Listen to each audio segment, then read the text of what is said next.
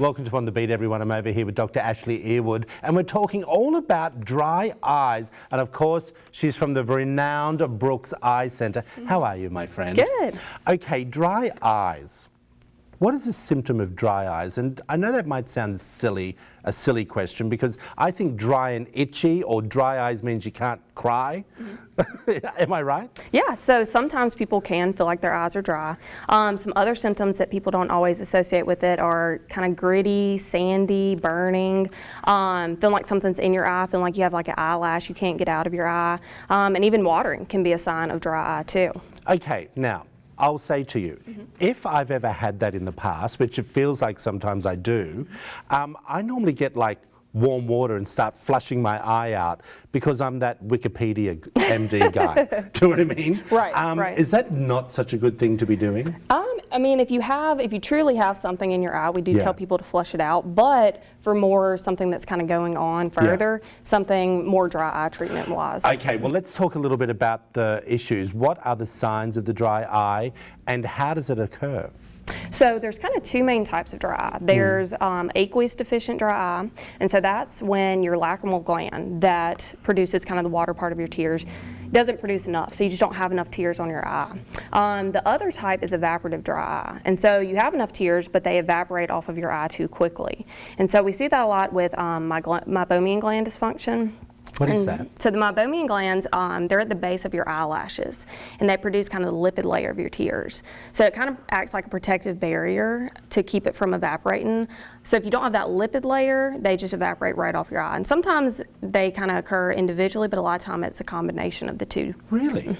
That's fascinating. But I would always think, and I said this to you off camera, if I thought there was something wrong with my eye, I would be the first person to maybe flush it out and then call my GP. I would never think to have an itchy, dry eye that I'd go and see an optometrist. Why do we have that misconception? I don't know. You know, that's one of the main things that we treat in our clinic and everything. Okay, what are the treatments? Kind of the first line of therapy is usually some artificial tears, but you do have to be careful. You can't just go to Walmart and buy whichever ones.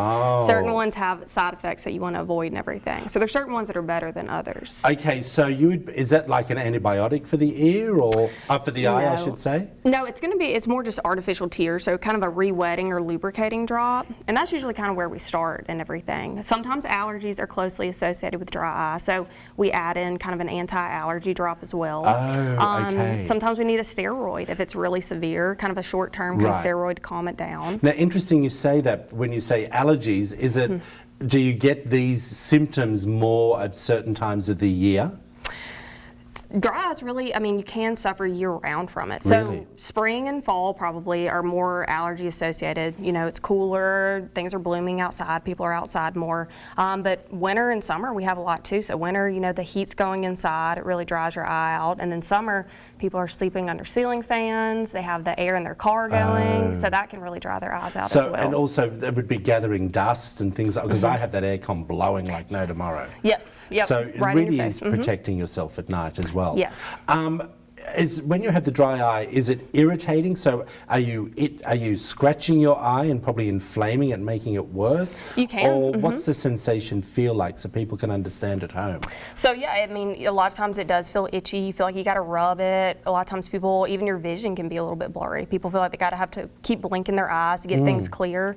So yeah, the burning sensation, all that kind of goes along with dry eye. Okay, very quickly, I wanted to ask you, why did you decide to become an optometrist? I knew I wanted to do something medical, and I kind of shadowed a few different areas, and optometry just kind of clicked. Well, I've learned so much when we had Dr. Brooks in as well. I had no idea that optometry had such a big span.